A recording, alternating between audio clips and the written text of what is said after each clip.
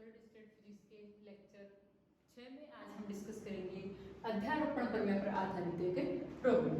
तो इस प्रॉब्लम में देखो अपने पास क्या है, अपने को एक सर्किट दिया हुआ है। इस सर्किट में अपने पास दो पावर सप्लाई है, E1 = 5 वोल्ट और E2 = 10 वोल्ट और तीन प्रतिरोध R1, R2 और R3 लगे हुए हैं। तो प्रॉब्लम है हमारी, परिपथ के प्रतिरोध R1, R2, R3 से प्रवाहित धारा तथा बिंदु A व B के बीच विभवांतर, यहाँ पर बिंदु ये है A और ये है B, बिंदु A व B के मध्य विभवांतर अध्यारोपण प्रमेय के उपयोग करते हुए ज्ञात कीजिए।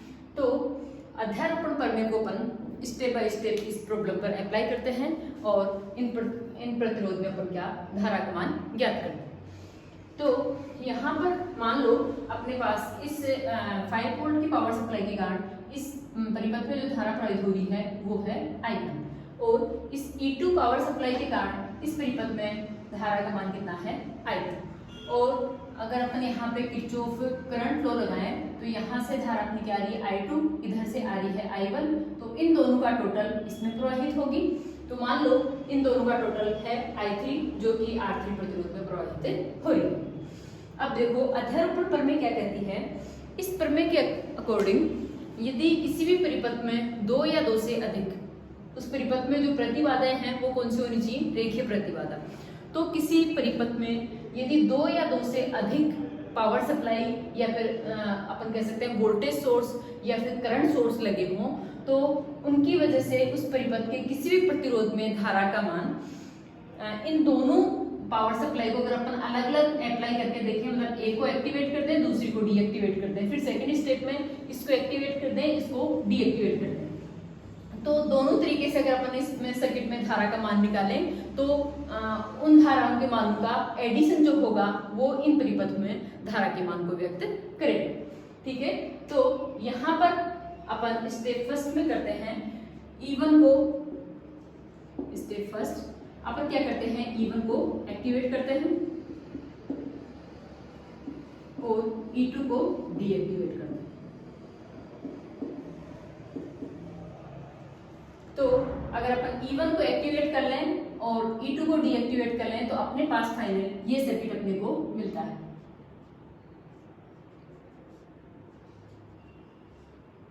यहां पर अपने को इसको डीएक्टिवेट करना है।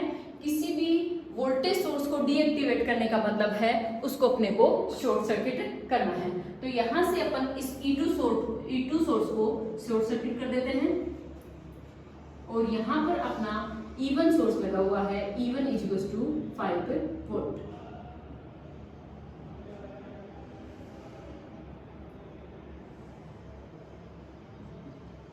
R3, R2 और R3। ठीक है, तो अब मान लो इस वोल्टेज सोर्स के कारण इसमें जो प्रवाहित धारा है वो मान लो कितनी है I1 और ये धारा यहाँ पर जाके दो पार्ट्स में डिवाइड हो जाती है। मान लो इस वाले प्रतिरोध में जो धारा प्रवाहित हो रही है वह है I2 और इस वाली शाखा में जो धारा प्रवाहित हो रही है वो है I3। ठीक है, तो इस सर्किट में पहले अपन जो सर्किट का परिणामी जो प्रतिरोध है पहले वो ज्ञात करते हैं। तो यहाँ पर अगर अपन देखें तो प्रतिरोध R2 और R3 एक दूसरे के कौन से क्रम में है, पैरेलल क्रम में है। ठीक है, तो इनका परिणामी क्या हो जाएगा R2 R3 upon R2 plus R3। फिर ये जो दोनों प्रतिरोध होंगे इन दोनों प्रतिरोधों का जो परिणामी होगा वो R1 प्रतिरोध के क्या होगा, श्रेणी क्रम में। तो यहाँ पर अपने पास इसका परिणामी प्रतिरोध निकल के आ जाता है R total = ये दोनों पहले समांतर क्रम में है, फिर इन दोनों का परिणामी इनके क्या है R1 के क्या है सीरीज में। तो ये टोटल प्रतिरोध अपने पास आ जाता है R1 plus R2 R3 upon R1 plus R3। तो अगर अपन R1 R2 और R3 की वैल्यू रखें तो अपने पास R टोटल यहाँ से निकल के आ जाता है। R1 की वैल्यू क्या है 8 प्लस R2 4 और R3 भी क्या है 4, तो 4 × 4 अपॉन 4 प्लस 4, तो R टोटल अपने पास क्या आ जाएगा 8 प्लस 2 = 10 ओम। तो इस सर्किट का जो परिणामी प्रतिरोध है वो क्या है 10 ओम और यहाँ पर जो वोल्टेज सोर्स है ये कितने वोल्ट का है 5 वोल्ट। तो इस वोल्टेज सोर्स के कारण इसमें जो टोटल करंट प्रवाहित होगी जो कि यहाँ पे क्या है I1 डैश, तो क्या हो जाएगी I1 dash equals to E total upon R total. Ohm के नियम से, ओम का नियम क्या कहता है, V equals to I R. तो यहाँ पे अपने को I निकालना है, तो R इक्वल्स टू क्या हो जाएगा, E अपॉन R। तो E का मान है अपने पास यहाँ पे 5 और R का मान है अपने पास यहाँ पे 10। तो I1 प्राइम अपने पास क्या आ गया, 0.5 एम्पीयर। अब अपने को निकालना है I2 प्राइम और I3 प्राइम। तो I2 प्राइम का मान और I3 प्राइम का मान यहाँ पर अपन करंट डिवाइडेशन रूल को यूज करते हुए निकालेंगे। तो करंट डिवाइडेशन रूल क्या कहता है, यदि अपने को इस ब्रांच में धारा का मान ज्ञात करना है तो इस ब्रांच में धारा का मान हो जाएगा टोटल करंट। टोटल करंट अपने पास क्या दी है, I1, जो कि यहाँ पे जाके डिवाइड होगी total current into opposite branch में प्रतिरोध का मान अपॉन दोनों ब्रांचेस में जो प्रतिरोध है उनका टोटल। तो यहाँ पर अपने पास I2 डैश निकल के आ जाएगा, I2 dash equals to total current अपने पास क्या है, I1 डैश। ऑपोजिट ब्रांच में धारा प्रतिरोध का मान कितना है, R3 इनटू R3 अपॉन इन दोनों प्रतिरोधों का टोटल, मतलब R2 प्लस R3। तो यहाँ से अपने पास I2 प्राइम क्या निकल के आ जाएगा, I1 प्राइम का मान कितना है 0.5, R3 का मान कितना है 4 अपॉन 4 प्लस 4।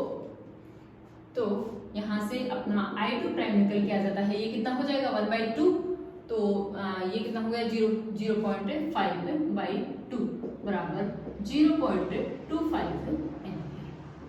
ऐसे ही करंट डिवाइडेशन रूल को यूज करते हुए अपने पास I3 का मान क्या आ जाएगा, I3 प्राइम का मान क्या आ जाएगा तथा I3 प्राइम का मान क्या आ जाएगा, वही करंट डिवाइडेशन रूल यहाँ पे लगाएंगे। पहले total current I1 dash into opposite branch में प्रतिरोध का मान जो कि कितना है यहाँ पे R2 अपॉन दोनों प्रतिरोधों का टोटल R2 प्लस R3। तो यहाँ से अपने पास I3 आ जाएगा, I1 प्राइम का मान कितना है 0.5 और ये R2 4 और R2 प्लस R3। तो वही अपने पास I3 प्राइम का मान क्या निकल के आ रहा है यहाँ पर 0.25 एम्पीयर। यहाँ से अपन अगर अपने इस शाखा में धारा का मान ज्ञात कर लिया है तो इस शाखा में अपन धारा का मान ज्ञात कर सकते हैं डायरेक्ट, क्योंकि यहाँ पर ये जो दोनों प्रतिरोध हैं ये दोनों बराबर के हैं। तो यहाँ से जो धारा आएगी वो इन दोनों में बराबर डिवाइडेड हो जाएगी। तो यहाँ पर अगर 0.5 एम्पीयर धारा है तो इसमें 0.25 चली जाएगी और इसमें भी 0.25 चली जाएगी। इस तरीके से अपन ने जब स्टेप फर्स्ट अप्लाई किया तो स्टेप फर्स्ट में अपन ने क्या किया, E1 को एक्टिवेट किया और E2 को डीएक्टिवेट किया। तो E1 की वजह से इन प्रतिरोधों में धारा का मान I1 प्राइम, I2 प्राइम और I3 प्राइम अपन ने निकाल लिया। I1 प्राइम का मान अपने पास क्या है 0.5 एम्पीयर, I2 प्राइम का मान अपने पास आया है 0.25 एम्पीयर और I3 प्राइम का मान अपने पास आया है 0.25 एम्पीयर। अब अपन स्टेप सेकंड में क्या करेंगे, स्टेप सेकंड में अपन E1 को क्या करेंगे डीएक्टिवेट और E2 को अपन क्या करेंगे एक्टिवेट। तो अपने पास फाइनल सर्किट आ जाएगा। यहाँ पर अपन ने E1 को शॉर्ट सर्किट कर दिया, ये अपने पास R1 प्रतिरोध है, ये R2 प्रतिरोध है, सॉरी ये R2 प्रतिरोध है और ये R3 प्रतिरोध। यहाँ पर ये जो वोल्टेज सोर्स है E1 E2 2 10 volt.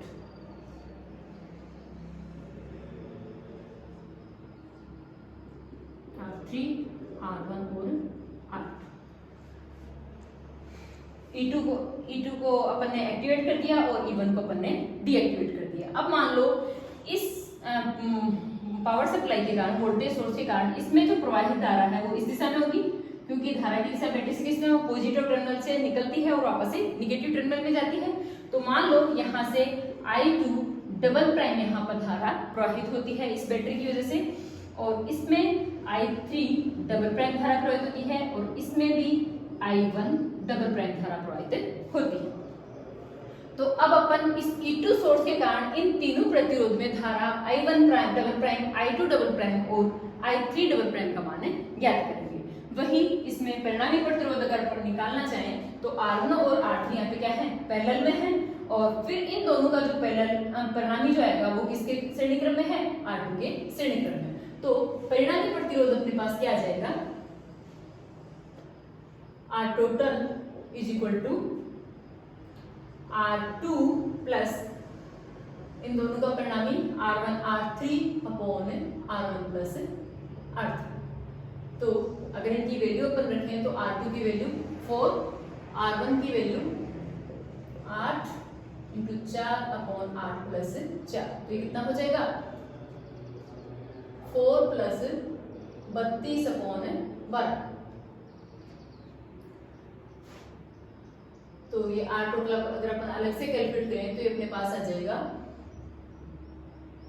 48 plus 32 upon 12, तो 80 अपॉन 12, 40, 6, 20, 3। तो अपने पास ये R टोटल यहाँ से निकल के आ जाता है 20/3 ओम, 3 ओम। ठीक है, तो अब यहाँ से अपन इसमें सर्किट में जो टोटल करंट है I2 प्राइम उसका मान याद कर सकते हैं। I2 प्राइम क्या हो जाएगा, E total upon R total. E total का मान कितना है 10 ओम यहाँ पर, और R टोटल का मान है 20/3, तो कितना हो जाएगा 3/2 एम्पियर। ठीक है, यहाँ पर हम कह सकते हैं 1.5 एम्पियर।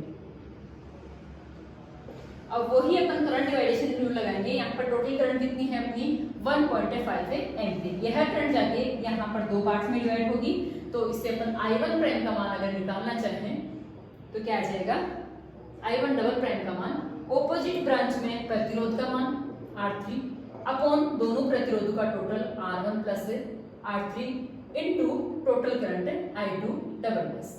तो R3 का मान अपने पास 4 है, R1 का मान है अपने पास 8, R3 का मान यहाँ पे वापस कितना है 4 इंटू I2 प्राइम का मान कितना है, I2 प्राइम टोटल करंट अपने पास है यहाँ पर 3/2, तो यहाँ से अपने पास से निकल के आ जाता है 0.5 एम्पियर।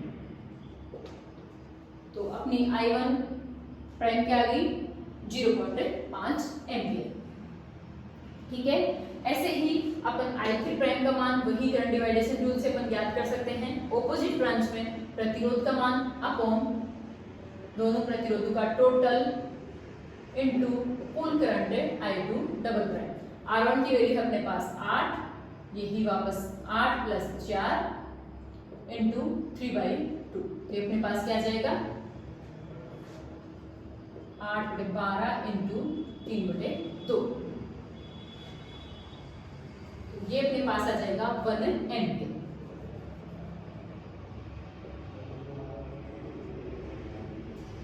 ठीक है, हाँ, तो अपन ने दोनों स्टेप पे इसमें धाराओं का मान दोनों प्रतिरोधों में ज्ञात कर लिया। स्टेप फर्स्ट में अपन ने E1 को एक्टिवेट किया, E2 को डीएक्टिवेट। यहाँ पर स्टेप 2 में हमने E1 को डीएक्टिवेट किया और E2 को एक्टिवेट कर दिया।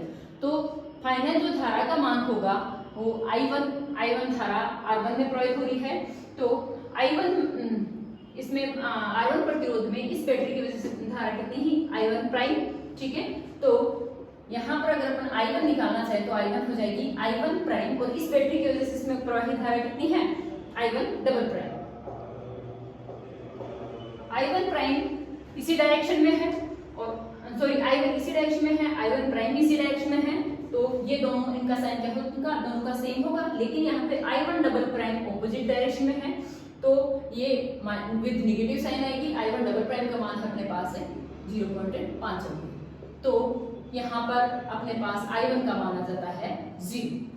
ठीक है, ऐसे ही अपन R2 प्रतिरोध में प्रवाहित धारा I2 का मान ज्ञात कर सकते हैं। I2 prime plus I2 double prime. I2 धारा E1 बैटरी के कारण, I2 डबल प्राइम धारा E2 बैटरी के कारण। तो यहाँ पर I2 प्राइम का मान है अपने पास 0.25। I2 किस डायरेक्शन में है, बैकवर्ड डायरेक्शन में है, और I2 प्राइम फॉरवर्ड डायरेक्शन में है, तो ये माइनस साइन के साथ आएगा यहाँ पे। फिर वापस ये रिवर्स डायरेक्शन में है, तो यहाँ पर ये पॉजिटिव साइन के साथ आएगा। I2 डबल प्राइम का मान अपने पास कितना आया है 1.5। तो यहाँ से अपने पास इसमें धारा निकल के आ जाती है 8.25 एम्पियर। ऐसे ही I3 का मान अपन ज्ञात कर सकते हैं। I3 prime plus I3 double prime. अब I3 डाउनवर्ड डायरेक्शन में है, यहाँ पे तीनों में ही डाउनवर्ड डायरेक्शन में है, तो ये आपस में जुड़ जाएगी। I3 प्राइम का मान अपने पास कितना है 0.25 और I3 डबल प्राइम का मान अपने पास क्या है 1 एम्पियर। तो यहाँ पर अपने पास धारा आ जाती है 1.25 एम्पियर। तो ऐसे अध्यारोपण प्रमेय को यूज करते हुए हमने इस सर्किट में तीनों प्रतिरोधों में धारा का मान ज्ञात कर लिया I1, I2 और R3। नेक्स्ट इक्वेशन क्या कर रहा है, A व B के मध्य रूपांतर ज्ञात कीजिए। तो A और B के बीच कौन सा प्रतिरोध लगा हुआ है R3 4। तो R3 में प्रवाहित इस पे वोल्टेज ड्रॉप कितना हो जाएगा, A व B के बीच रूपांतर I3 इंटू R3। I3 की वैल्यू है अपने पास है 1.25 इंटू R3 की वैल्यू है अपने पास है 4। तो यहां से अपने पास इसमें वोल्टेज ड्रॉप आ जाता है